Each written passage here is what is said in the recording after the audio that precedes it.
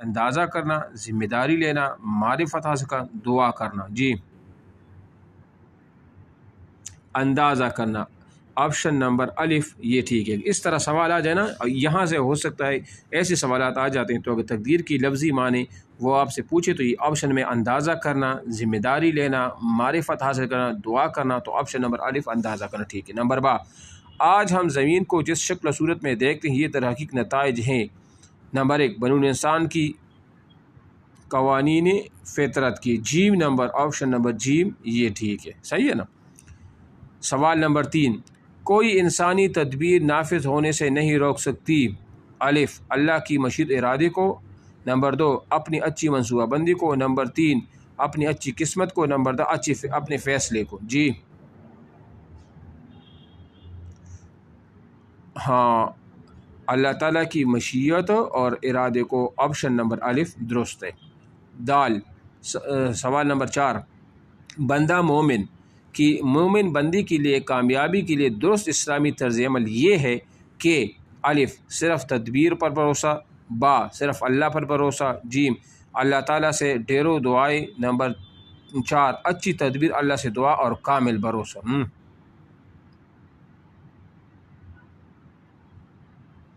ہاں یہ option number 4 یعنی دال یہ ٹھیک ہے، صحیح ہے نا۔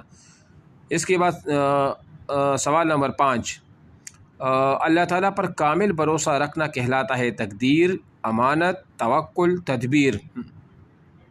اللہ تعالیٰ پر توکل، ٹھیک ہے نا۔ اب یہاں آپشن ایسے ہے نا، جس نے پڑھا نہ ہو کتاب کو تو وہ کہتے ہیں کہ اللہ تعالیٰ پر کامل بھروسہ کرنا تقدیر، امانت، تدبیر، توکل، اس میں پھر وہ کنفیوژن کا شکار ہوتا ہے، ٹھیک ہے۔ بہرحال یہ جو مشق میں جو یہ سوالات تھے اس کو آپ نوٹ بھی اپنے پاس کر لیں، ٹھیک ہے۔ عقیدہ آخرت پہ آ جائیں۔ عقیدہ آخرت کا مفہوم اور معنی ضروری ہے، اس کو پڑھ لیتے ہیں۔ عقیدہ آخرت کا مفہوم کیا ہے؟ جس بات پر انسان کا پختہ یقین ہوتا ہے، یعنی ایسی چیز جو انسان کے دل میں بیٹھ جائے اور انسان اس کے بارے میں کسی قسم کا شک نہ کرے، اسے عقیدہ کہتے ہیں۔ عقیدہ آخرت اور اسلام کی بنیادی عقائد میں سے آپ نے اگر کسی نے پچھلے دفعہ ٹیسٹ دیا ہے وہ کس کا تھا ٹی کا، وہاں پر عقیدے کا لغوی معنی کیا تھا؟ گرہ لگانا، ایک اور بھی تھا اس طرح، تو گرہ لگا دینا عقیدہ کا لغوی جو معنی تھا وہ آپشن وہ ٹھیک تھا۔ وہ یہاں سے انہوں نے وہ سوال جو ہے نا وہ اٹھایا تھا انہی کتاب میں سے، ٹھیک ہے۔ تو عقیدہ کا جو یہ تو انہوں نے ایک مفہوم بیان کر دیا، بہرحال عقیدے کا لغوی معنی جو ہے نا وہ گرہ لگا دینا، ٹھیک ہے نا۔ اچھا، آخرت پر ایمان ارکان ایمان میں سے ہے، 5واں رکن ہے۔ آخرت کی عقیدے پر ایمان لانے کا مطلب اس حقیقت پر سچی دل سے یقین رکھنا کہ انسان کے مرنے کے بعد دوبارہ زندہ کیا جائے گا۔ دنیا کی موجودگی زندگی کے بعد انسانوں کو ایک دوسری زندگی دی جائے گی اور ہر انسان اپنے اعمال کی جزا و سزا وہ پائے گا، ٹھیک ہے۔ اچھا، آخرت کی زندگی کے مراحل، آواز آ رہی ہے؟ اچھا، آخرت کی زندگی کے ذیل باتوں پر ایمان لانا وہ ضرور۔ نمبر 1، اللہ تعالیٰ نے انسان کو دنیا میں امتحان اور آزمائش کے لیے پیدا کیا۔ دنیا کی موجودہ زندگی عارضی ہے، ایک دن یہ کائنات اور اس کی ہر چیز فنا ہو جائے گی اور اس دن کا نام قیامت ہے۔ نمبر 2، مرنے کے بعد تمام انسانوں کو دوبارہ زندہ کیا جائے گا، سب اللہ تعالیٰ کی عدالت میں پیش کی جائیں گے، اسے یوم حشر بھی کہتے ہیں۔ اچھا، یوم حشر کا اگر معنی پوچھے تو حشر کا معنی اکٹھے ہونے کا دن۔ کیا معنی ہے؟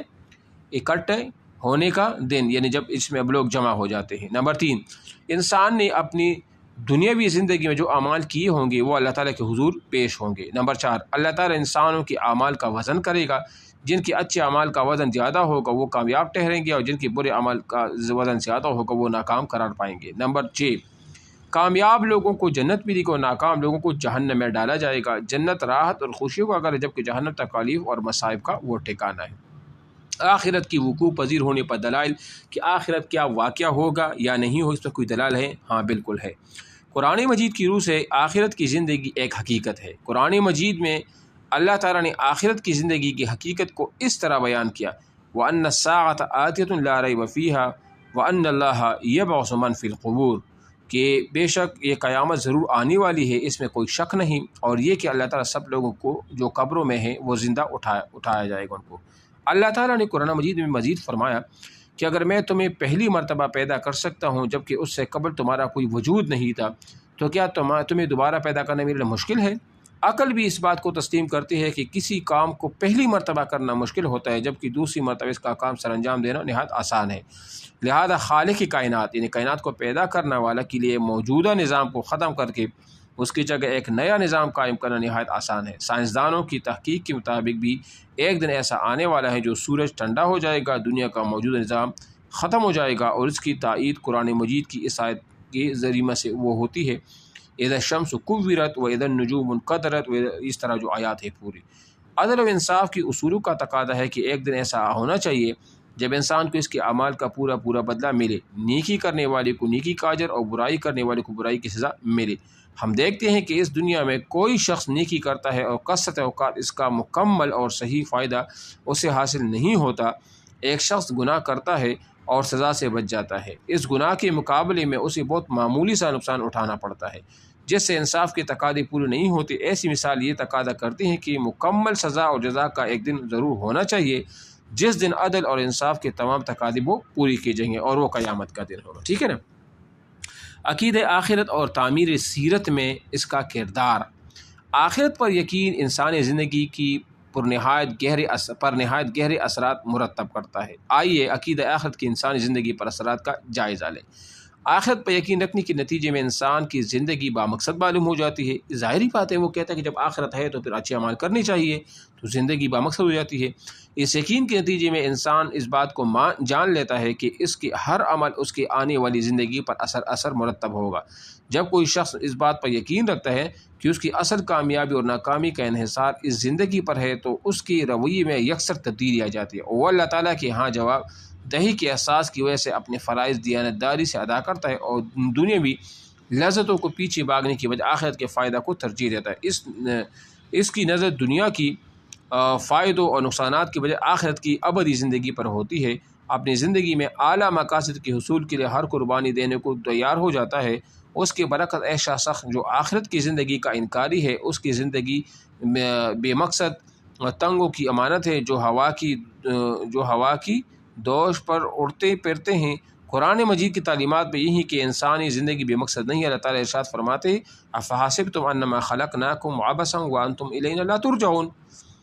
آخرت پر ایمان رکھنے والا شخص دراصل اس بات کو جانتا ہے کہ مرنے کے بعد صرف نیک اعمال باقی رہنے والے ہیں، باقی سب کچھ ختم ہو جائے گا، اور برے اعمال کی سزا بھی ہر صورت میں ملے گی، اس لیے وہ ہر صورت کے نیک اعمال کے لیے کوشاں رہتا ہے۔ ٹھیک ہے۔ آخرت پر یقین انسان کے اخلاق اور کردار کو سنوارتا ہے اور اخلاقی اقدار کو پروان چڑھانے میں مدد دیتا ہے۔ ایسا شخص سچا، امانت دار، سخی فیاض ہوتا ہے اور نیکی کے ساتھ محبت و برائی کے ساتھ نفرت کرتا ہے۔ وہ اپنے وقت کو ضائع نہیں کرتا۔